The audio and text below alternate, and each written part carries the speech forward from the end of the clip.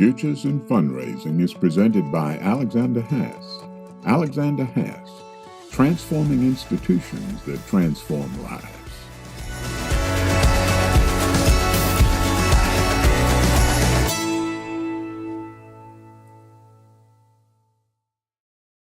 Welcome to Futures in Fundraising. Our guest today is Daniel Bozard, Vice President for Development of the LSU Foundation. For those of you who live outside of the sunny South, that's Louisiana State University.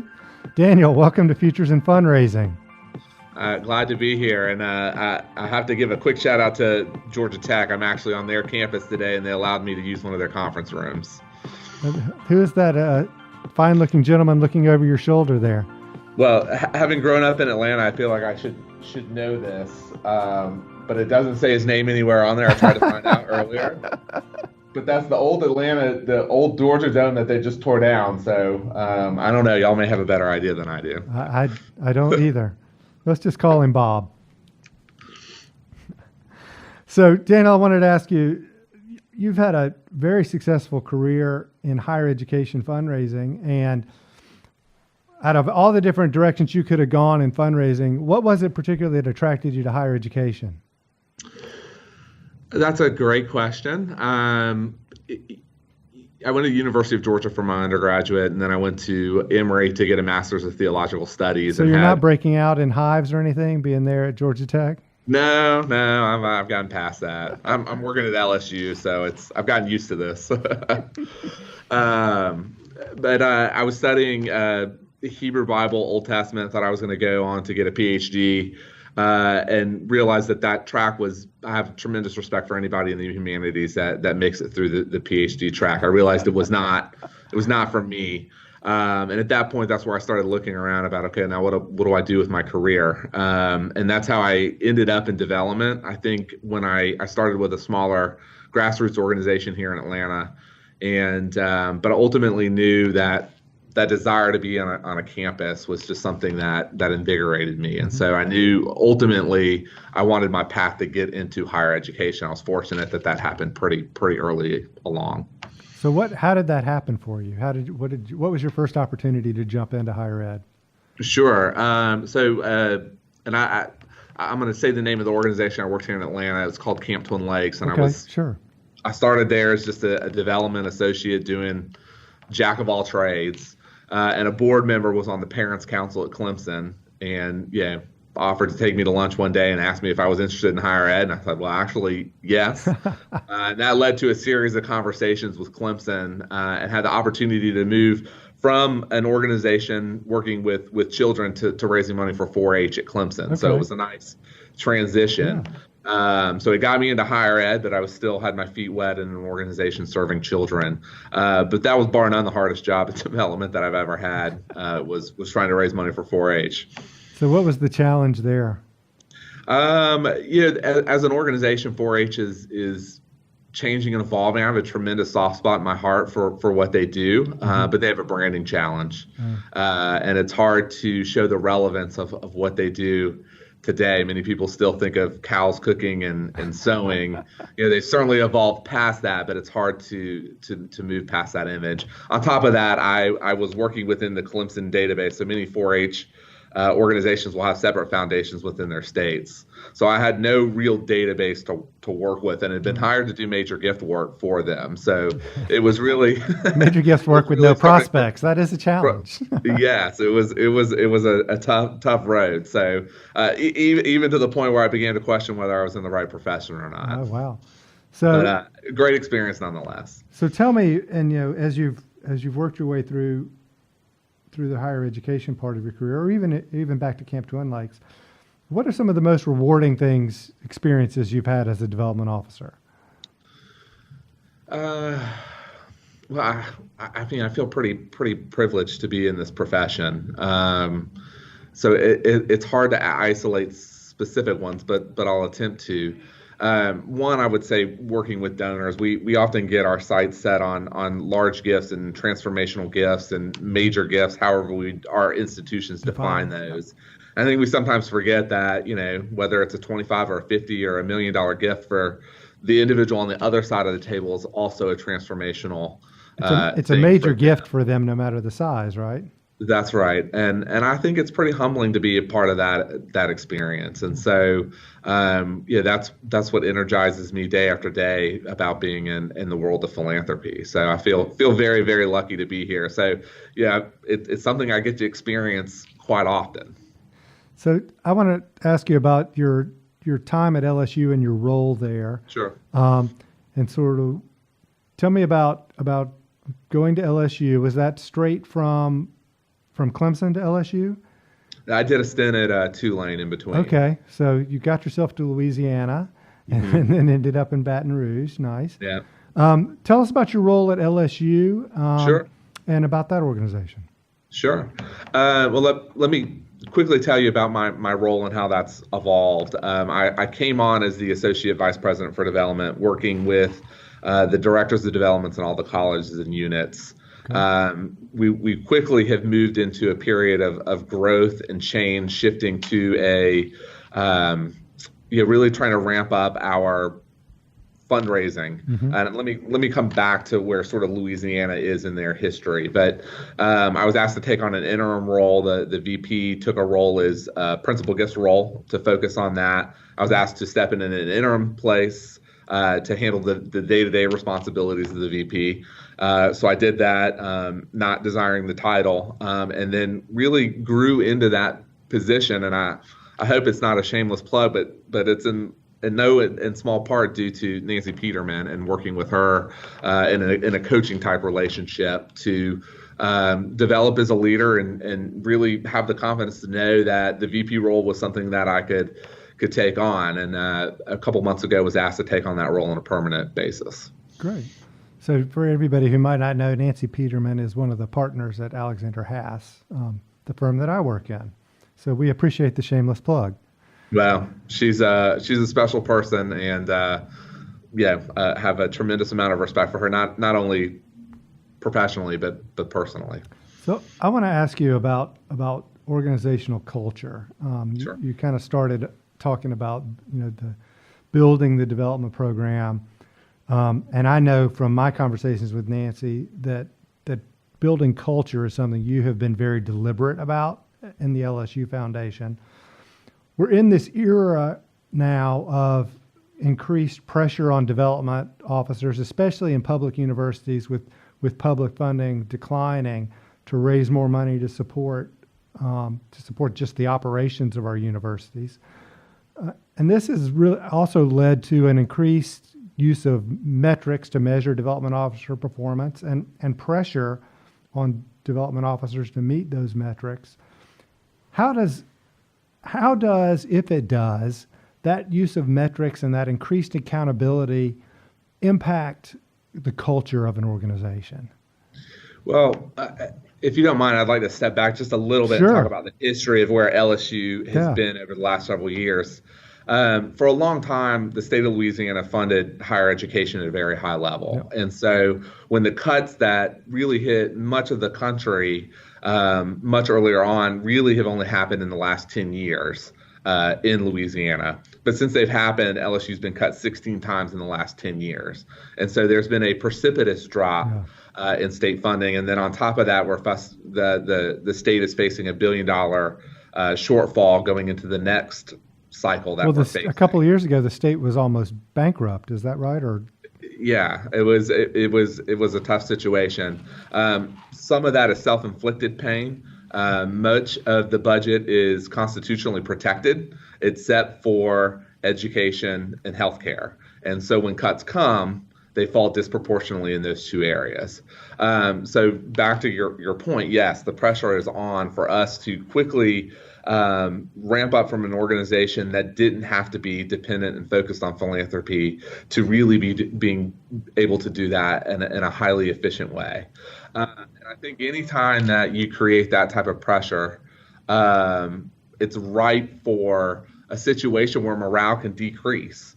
And so that was something I was very conscientious of, as I knew when I was taking the job as AVP, we were going to go into this growth period. We were getting ready for a capital campaign. One of our major goals is to move to $100 million in academic fundraising on an annual basis. which is a significant step up from where we were, and we still have work to do. But how do you ramp up that pressure in a way that keeps your organization engaged and positive? I'm sorry, guys, we may have to start this sentence over. Are y'all hearing that beeping coming across? No. Okay, sorry about that. Emails keep popping up here. So we're in the, I knew when we took this ramp up on, we had to figure out a way to do it in a way that respected the work that our folks had done in the past, celebrated it, and also tried to transition it into a little bit different way of doing fundraising. So I'm proud of what we've done, but let me first say, I don't think we're perfect, and I don't think the work is done. We still have a long way to go. But it's something that I think about every day when I get up. It is important of all those other metrics and KPIs that are important for us to focus on is, how are we moving the cultural needle along with it? And I imagine that cultural shift moves beyond just staff in the development office to trustees and donors and other volunteers and just a culture of philanthropy more broadly than just on your team. Right. That's absolutely right. And then, when we think of culture, it's this sort of nebulous thing like sculpting fog. But you can be intentional about how we move that needle. But it's not something that's measured in months or even a year. It's something we really have to take a long-term view of. So are there any specific things that you've done intentionally that you could share with us to try to make sure that you had morale and camaraderie stayed high, even though we're really, calling on people to be more accountable and do more? Sure. Yeah, I think we did two things early on as we were beginning to implement the blueprint that I think, three things that help set the foundation for where we're going. One, our database was in total disarray. And our advancement services shop needed to be pretty much completely overhauled. As we went through that process, we involved the DOs in the colleges and units throughout that process. They were part of committees to say as we reconfigure Advance as the platform we use as a solution product, as we can reconfigure and revitalize Advance, they were with us every step of the way saying, what do you need to help make your job be better and more effective? That may happen elsewhere. It had not been my experience in previous institutions that the relationship between advancement services and development was a tight partnership. And often advancement services holds all the power in that you need things from them that they can choose not to give you. Right. And I will say, Rachel Roy, who is our Assistant Vice President for Advancement Service, she's a true partner of mine, and we work in lockstep. And so I felt as we went through that job, it was my job to be their biggest cheerleader with the development staff. And on the same token, she feels that their job is to be fundraisers in the same way that it is our job to be fundraisers, albeit they may not be on the front line meeting with donors. Right. And so that shared sense of purpose and mission, I think, was incredibly important for that. The other things that we really had to overhaul was our relationship management guidelines, how we managed prospect relationships. And again, we really kicked it to the DOs and had a DO-driven process for figuring that out. We did that with metrics and with relationship management guidelines. And that was a little bit, there was, I think, some trepidation on the executive team about whether that would be the right move or not. There was a fear perhaps we would go to the lowest common denominator rather than people rising to the highest and best. And we found it was just the opposite. The DOs were invested in metrics and they did care about it. They knew the importance of metrics. And so they really set that up in a way, certainly there was structures and guidelines, but in terms of getting down to the brass tacks, and then they were the ones that presented it to their peers. So it made the implementation of the metrics, I think, much more smooth than it would have been had we just made decisions around the executive table. Yeah. So rather than you just pushing it down on them, you actually gave them a role and a voice in shaping what the metrics were going to look like. And again, they embraced that again with the relationship management guidelines. I think they felt ownership of that. So those were sort of three very tangible things that we did in terms of implementing the blueprint and overhauling how we did some different processes and procedures. Then on top of that, we've tried to layer on some other things. So within the talent management office, I have an incredible partner in Yvette Marsh, who's our senior director for talent management, and she wakes up every day like I do, thinking about culture. And so, changing how we do onboarding, checking in with our new hires after 5 days, 4 weeks, and 3 months to make sure that they're on track, that they have everything that they need, and adapting on our onboarding as we move along and become a more sophisticated and complex organization. We launched a development summit last summer. Again, this was something we wanted to do for the development staff broadly, not just the DOs. We had done professional development for the DOs, but this was for the full staff. We had some of our staff do presentations. We brought in some outside folks to do it. But we invested, a significant amount of money and a limited resources. But we thought that was important to show the DOs that, look, we think you're this important for us to invest this money, these 2 days, for us to do this planning.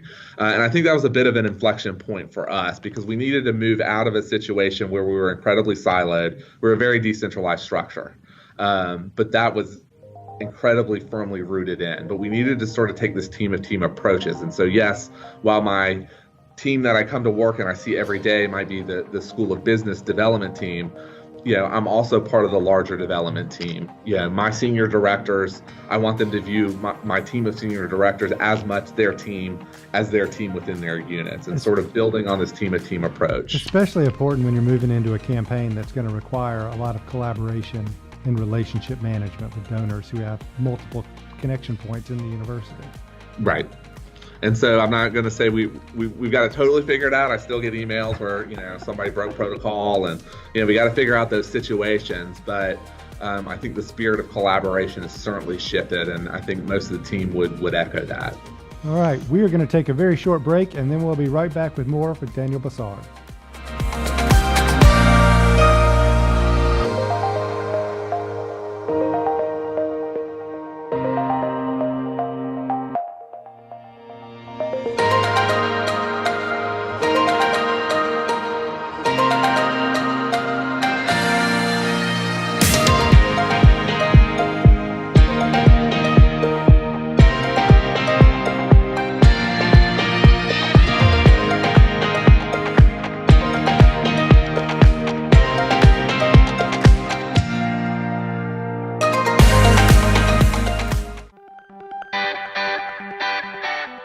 In the next couple of years, somebody's going to unlock the secret to raising money with social media. Right now, there's one anomaly that's really worked, and that was the ALS Ice Bucket Challenge. But ALS didn't even start it. It happened completely by accident, and if you ask them, they'll tell you they had nothing to do with it. But sooner or later, somebody's going to figure it out, how we use social media, where people are spending hours a day on social media, how we really use it to capitalize on philanthropy and drive donative behavior. But somebody's going to come up with a tool that allows us to use it more directly, and that's really going to impact the direction that giving is going. One of the trends that we see now is larger amounts of money being contributed, both on the macro level and micro level, by a smaller number of donors. So it seems that donors are giving more money or the same amount of money, but to fewer organizations.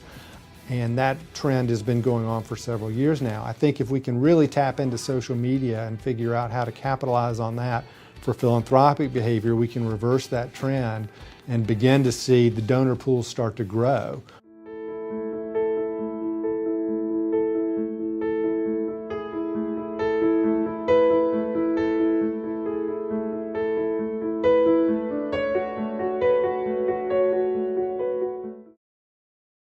All right, welcome back to Futures in Fundraising. Today our guest is Daniel Bozard, Vice President for Development for the LSU Foundation. We're talking about metrics and accountability and creating culture. Daniel, before the break, you were talking some about your close relationship with your HR and talent management and your onboarding process. I think one of the interesting things that seems to be going on, well, that is going on in our profession right now, is this sort of musical chairs game of development officers and jobs. It seems like there are a lot more jobs than there are really good development officers to fill them. And while I think in some ways that's good for the profession because we're in demand, but the other side of that coin is we've seen the average tenure for development officers, drop to less than 2 years at an institution, which makes it difficult when you're in a relationship business, which, they call this development for a reason, What have you seen in both, sort of before LSU and now that you're the vice president for development at LSU with that kind of turnover? And are there things that you're doing specifically at LSU to try to sort of stem that tide? Sure. Yes, that is a real challenge, and certainly it's something I've experienced at other places. I think one of the assets of LSU, and this was before I got there was a history of the folks had been there for a long time, and that can be both an asset and a liability. Right. But for the most part, I think for us as an asset, there was a depth of relationships. I think what needed to shift was how we shift from being jack of all trades in development into being focused major gift officers. Mm-hmm. And that is something that we're going to have to navigate. But we've been fortunate in terms of turnover that we haven't seen large amounts of turnover. It's hard for me to put a finger on one thing. One of the things that we did when we put together metrics, we sort of identified sort of 6 layers of development staff. And we made it pretty clear to the DOs, look, if you begin to perform at the next level up and it's sustainable, then we're going to promote you. And that's going to happen whether or not the university is in a raise freeze or not. And so I think that's been an important thing for our staff to know that creating upward mobility and showing them a real path to it.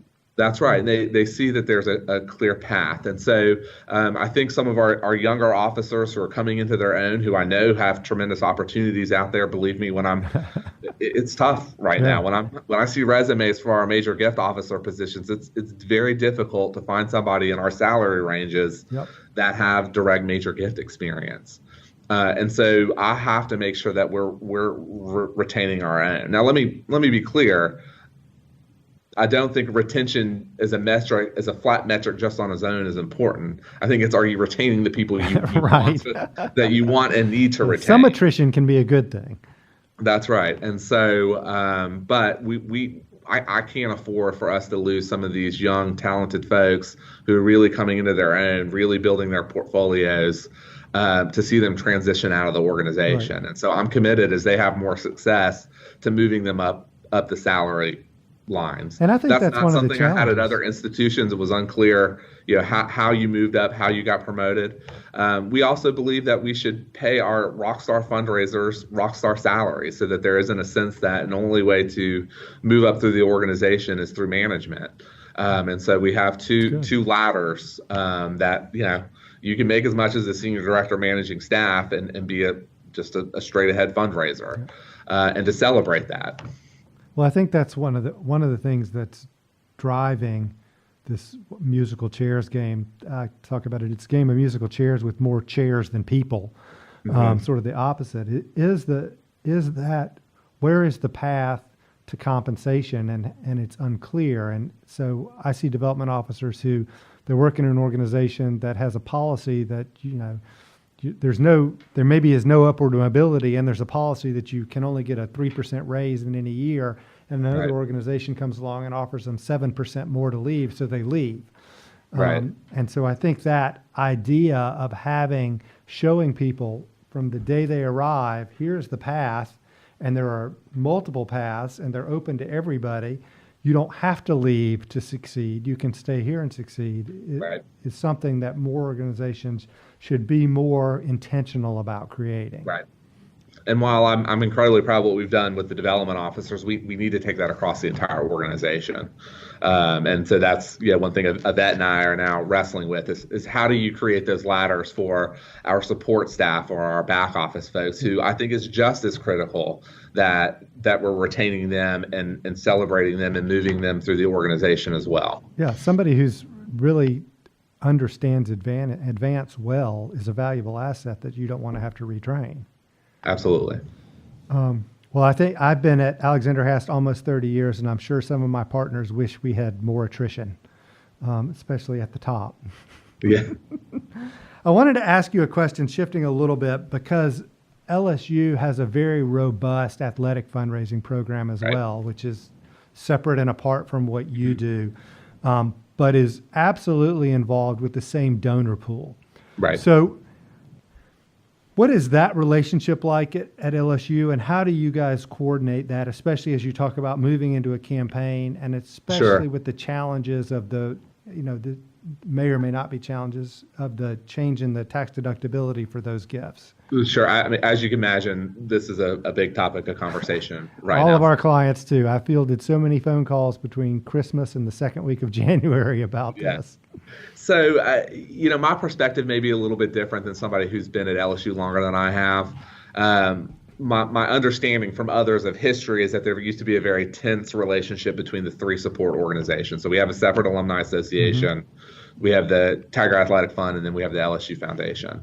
The leadership all changed over in those organizations about 3.5, 4 years ago. So I came just on the other side of that. I would say at the executive level, we have incredibly close working relationships with all of those individuals. I don't know that culture of collegiality, I don't think it's bad, but I don't know that it's penetrated down through the organization yet, and we need to work on that. Sharing of data is a challenge and will be a challenge in campaign. I have to be honest, though, and maybe this isn't a PC answer. I think most of our donors, particularly those at LSU, understand that there's multiple channels to fundraising. There's some confusion about the Alumni Association, but in general, they understand athletics and they understand academics. And so to the extent that we can at least acknowledge each other's work and not try to walk into the office right after our colleague from TAF was there, I don't think we have to spend so much time. I don't let it occupy too much of my brain space saying, well, every single move we have to have is perfectly choreographed with those donors. And so maybe that's a bit of a cop-out answer, but I know my development team would like there to see more of that coordination. But again, I think that's just one of the challenges of having a large, frankly, very successful athletic fundraising organization. Yeah, and that challenge is not at all unique to LSU. It exists everywhere. And we worked with institutions where they, it was us and them. I mean, that's how they would refer. They do this. We don't. Right. And I wonder if that sort of divide, I mean, you talked about donors sort of understanding the two sides, depending on how you guys choose to address ticketing in exchange for contributions, although they're hard to call them contributions anymore when they're not deductible. Right. But that, will even probably further differentiate the difference between one program and the other. Right. I think where we really want to make progress is with our top prospects. And so when you look at our pyramid for campaign, it looks, I call it a sombrero, right? We have a few people at the top and a very broad base. And so with that sombrero, we should be able to coordinate on those top 275 relationship. And that is where we're really trying to focus our effort and time to coordinate. In terms of the ticket, much of the athletic fundraising is more transactional. My colleagues would admit that.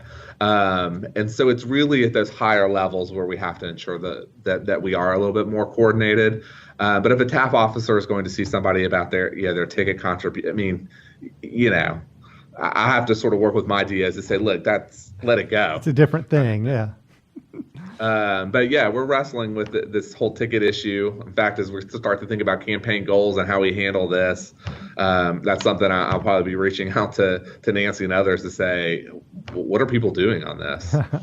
Everybody's doing something different is the answer, I can tell you.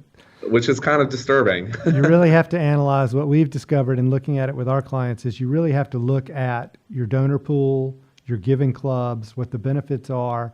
And the first question you have to answer is, what do we think our attrition is going to be?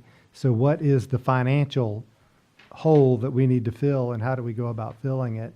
And that answer, you have a situation at LSU where you have a product in the football program particularly, and the basketball program too, but certainly football, where the popularity of that product creates a scarcity of resources when it comes to tickets. So you probably, if you have some donors who don't see the value in making the contribution for the tickets, you have another donor behind them who will gladly step in and do that. And a lot of our clients have that situation that are in the SEC, ACC, Big Ten, Pac-12. But when you drop down a tier or so, it's a little more, the balancing act there becomes a little more different. What is the value of a ticket? Do I need to give this gift when I could actually go buy this at will call the day of the game? They have a much more complicated situation to wrestle with. And having been at Tulane, I can absolutely appreciate that difference. Yeah. We're going to pack out Tiger Stadium no matter what. Regardless. Yeah. So one last question before we go. You've alluded to a campaign coming, so I wanted to talk to you about sort of what's the future for LSU? Where are you guys headed? What are the big goals you're trying to knock down? Sure. So we are moving into campaign. So our blueprint outlined 3 main goals that are sort of driving everything else that we tried to do. We had a fairly non-existent annual fund program, and thus we were at the bottom of the SEC in terms of participation. So we wanted to move up into at least the top half. We'd like to move higher.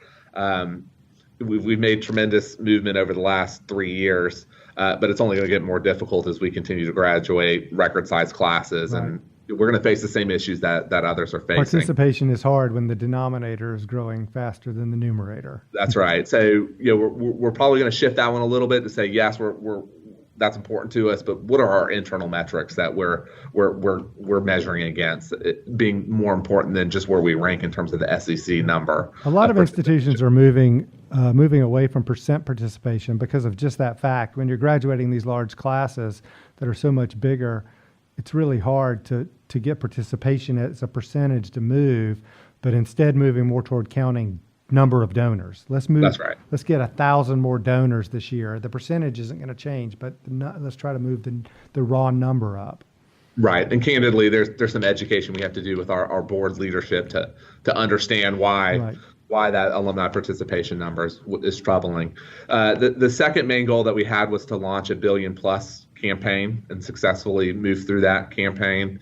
And then third is really the most important one to me, which is we want to raise $100 million for the academic enterprise year over year. Yep.